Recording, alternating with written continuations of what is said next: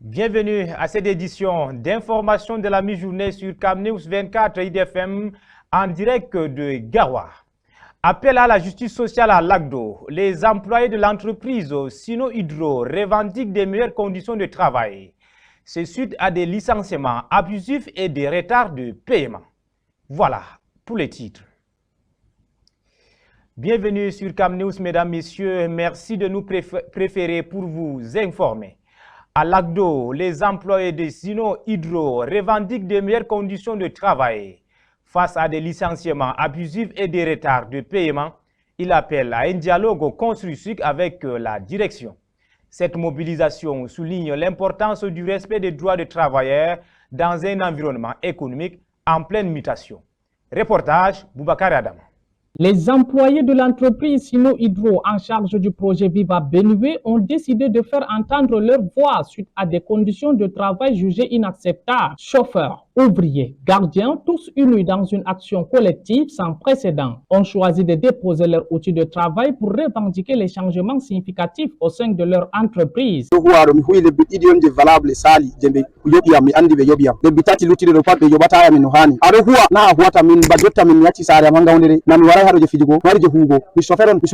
Camion catégorie A.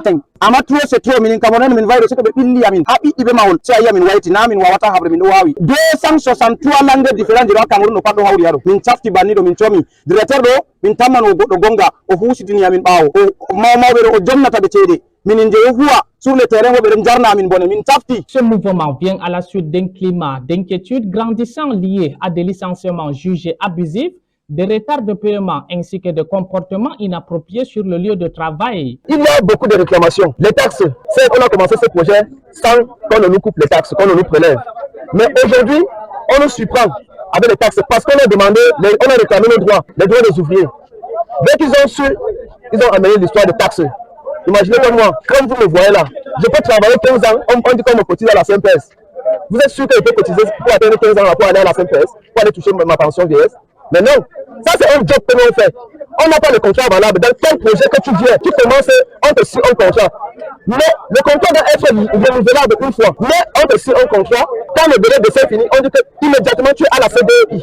Depuis quand on ne connaît pas ce projet? Le délégué, l'inspecteur de travail, c'est ceux qui ont organisé tout ça, on ne veut plus d'eux. Donc, tout ça là, il y a des réclamations que là, vous avez déjà compris. Mais là, si cela peut arranger, le projet peut marcher. Si ce n'est pas ça, il n'y a pas de travail. Même si c'est un an, on est là comme ça. Un porte-parole des employés a déclaré: nous ne pouvons plus cautionner ces pratiques. Nos collègues ont été licenciés sans justification adéquate et nous sommes déterminés à défendre nos droits tout en préservant les biens de l'entreprise. We are like overwhelmed with what we are having like a situation here. Yeah, we have been here for it's close to 2 years, and our situation, they don't want to look about it. So we are like expressing ourselves for the government to see and come for our help about the situation we are having. It is inadmissible that we work together. They have to dedicate somebody to go and represent us. Un message clair qui témoigne d'une volonté de dialogue plutôt que de destruction. Les manifestants se sont mobilisés pacifiquement à l'entrée de la base, refusant de reprendre le travail tant que leurs préoccupations ne seront pas prises en compte. Ils expriment leur solidarité envers ceux qui ont été injustement traités, affirmant que cette situation est devenue intolérable. La balle est désormais dans le camp des responsables pour répondre aux préoccupations légitimes exprimées par ces travailleurs dévoués. Cette mobilisation à Lagdo rappelle l'importance du respect des droits des travailleurs et la nécessité d'un environnement professionnel sain. Reparlons à présent de 8 mars 2025 dans la ville de Lagdo qui a vibré au rythme de la célébration de la 40e édition de la Journée internationale de la femme. Un événement qui a rassemblé plus de 1500 femmes et filles ainsi que plus de 400 associations et GIC féminines. Nous vous proposons un reportage sur cette journée exceptionnelle. Boubacar Adam.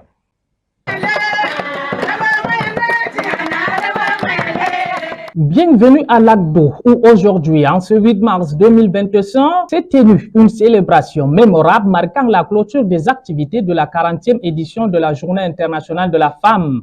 Une journée placée sous le signe de l'unité et de la reconnaissance du rôle essentiel des femmes dans notre société. À 11 heures précises, le cortège du sous-préfet El Hadj Moussa, accompagné de son épouse Madame Hadjazara, fait son entrée sur la place des fêtes, accueilli chaleureusement par le maire de la commune de Lagdo, représenté par la deuxième adjointe, le directeur du CPF, la présidente du ROFAL et l'expert-Jean du projet Viva Benue. Cet événement promet d'être inoubliable. Après les notes vibrantes de notre hymne national, le sous-préfet et sa suite vont regagner la tribune d'honneur. C'est au tour de l'hymne de la femme d'élever les esprits et de mouvoir les cœurs. La foule est en émoi alors que se succèdent des groupes de danse traditionnels captivant un public conquis.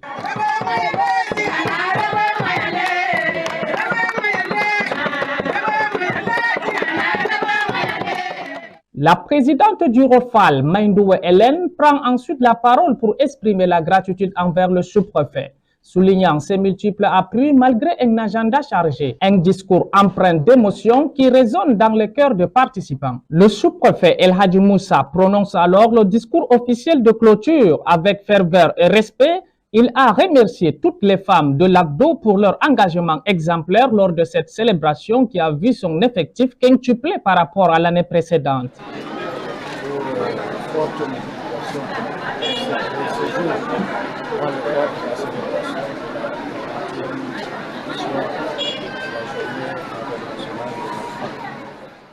Plus d'un millier et demi de femmes et filles ont défilé dans une parade éblouissante durant plus d'une heure, représentant plus de 400 associations et gîtes de femmes, une première historique pour Lagdo. La cérémonie se conclut par la remise d'attestations et récompenses aux femmes qui se sont distinguées tout au long des activités.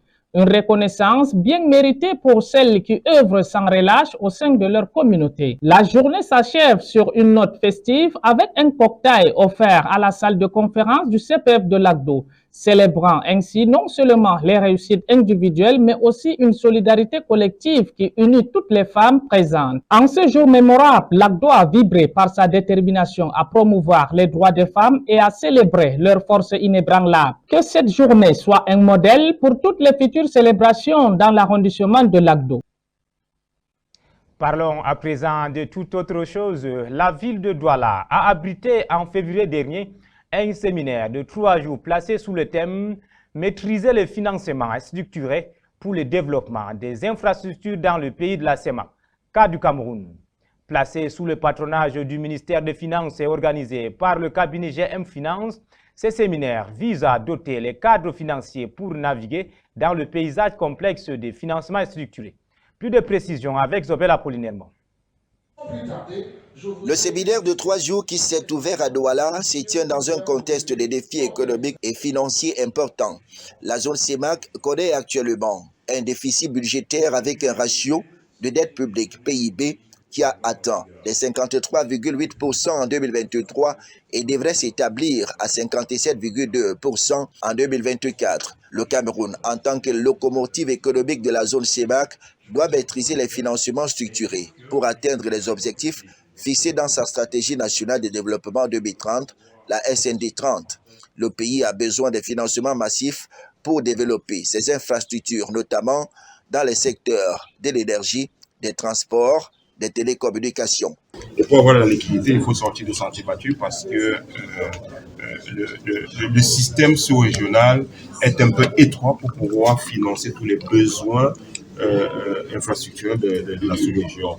Donc, il faut faire des financements. Nous avons organisé en collaboration avec le ministre des Finances, que je remercie, nous avons organisé ce séminaire pour pouvoir apprendre à nos cadres de notre administration publique, mais également des banques, des institutions spécialisées dans les financements à long terme, de pouvoir comprendre, appréhender, maîtriser les financements innovants pour offrir les financements structurés, notamment en matière de titrisation, notation financière,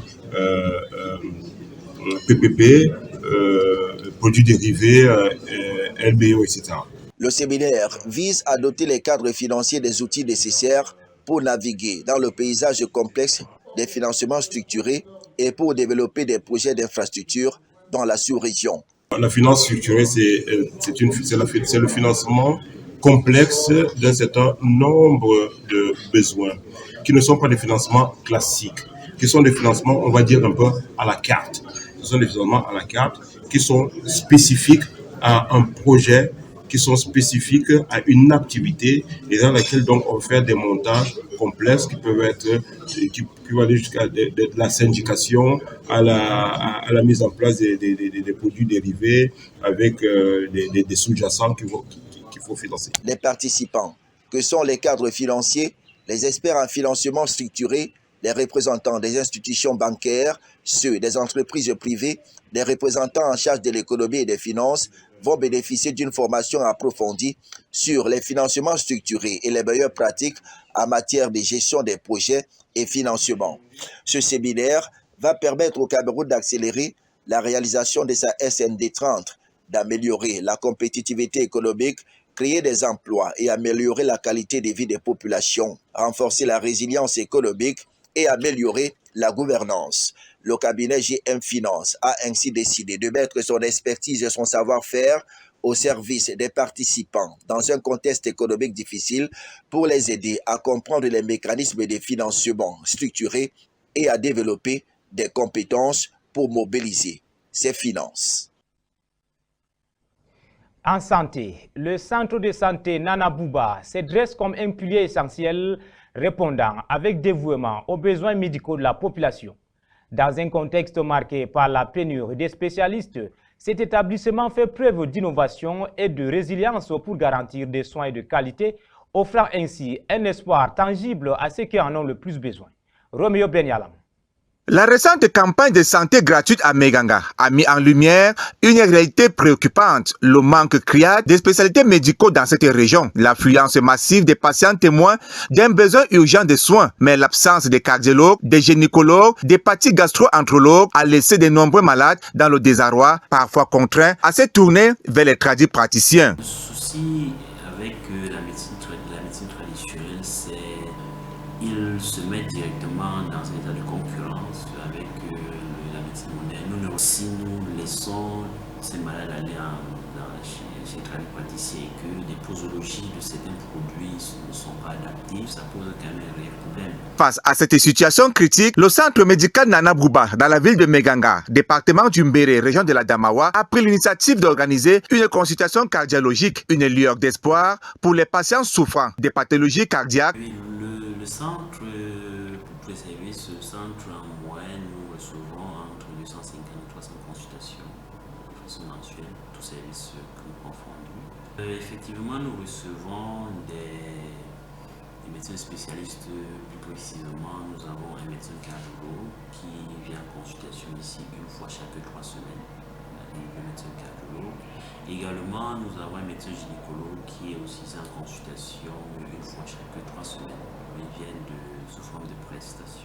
Les symptômes de cette carence en spécialité sont alarmantes. Les patients livrés à eux-mêmes, des diagnostics tardifs, des complications évitables, l'absence de gynécologues, par exemple, met en péril la santé des femmes, notamment les femmes enceintes. Le manque d'hépatie gastro-entérologue laisse des personnes souffrant des maladies digestives sans prise en charge adéquate. Maladie cardiovasculaire, comme son nom l'indique, c'est une maladie qui attaque le cœur et les vaisseaux. Les facteurs de risque, entre autres, nous avons la sédentarité, l'obésité. L'initiative du centre médical Nana Bouba est certes louable, mais elle ne saurait pallier à elle seule le manque de spécialités dans cette région. La mise en place d'une fréquence de réception pour les patients cardiaques est un pas dans la bonne direction, mais il reste encore beaucoup à faire. Donc, dans le cadre de la collaboration avec le centre de santé Nana Bouba, nous faisons des consultations présentement tous les 2 samedis chaque mois. Généralement, les cas que nous rencontrons plus fréquemment ici sont des cas d'hypertension artérielle et plus rarement des cas d'insuffisance cardiaque. La présence ici est bénéfique dans l'offre de cardiologie par cet hôpital est très bénéfique pour la population. Déjà, ça raccourcit le trajet pour avoir un cardiologue, mais surtout, ça permet à la population d'être dans leur environnement. L'analyse est sans appel. La présence des spécialistes est vitale dans le Mbéré, voire dans toute la région. La satisfaction des patients lors de la consultation cardiologique en est la preuve. Mon père souffrait d'une insuffisance cardiaque. Et on souffrait de temps en temps pour aller au son problème. Mais comme maintenant on constate qu'il y a un cardiologue ici, au niveau du Meganga, là ça nous soulage quand même. Et on est venu, on a trouvé la consultation était parfaite. Et ce que nous aimerions qu'il reste définitivement ici. Il est donc impératif que les autorités sanitaires prennent des mesures urgentes pour pallier ce manque criard et garantir des soins de santé de qualité de tous. Car il est temps d'agir pour que la santé ne soit plus un luxe dans le département du Mbéré et voire toute la région, mais un droit pour tous. En sport, c'est la grosse actualité en ce moment en Angleterre. André Onana va-t-il convaincre ses dirigeants de rester malgré les mauvais résultats qu'enregistre le groupe? Plusieurs médias anglais annoncent le départ de l'international camerounais à cause des accusations portées sur lui par son propre manager. Cependant, l'international camerounais lui veut poursuivre son aventure avec le club. Ali Jida et Michel Ateba jettent un regard sur cette grosse actualité qui fait de choux gras de la presse outre-Manche. Selon plusieurs médias anglais, Manchester United envisage de soumettre une offre colossale à l'AC Milan pour s'attacher les services de Mike Maignan l'été prochain.